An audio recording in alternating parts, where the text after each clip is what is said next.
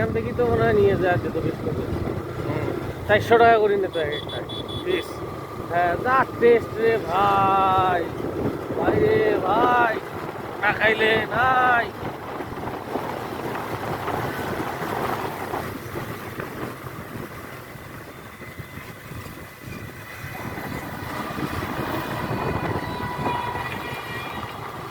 ভাবির হোটেল কবে যাবো?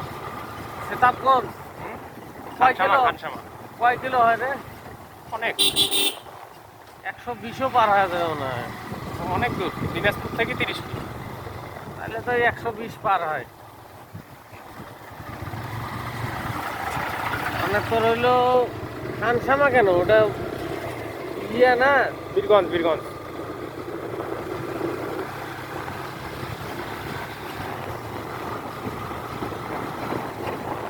গেছলি তুই কোনোদিন?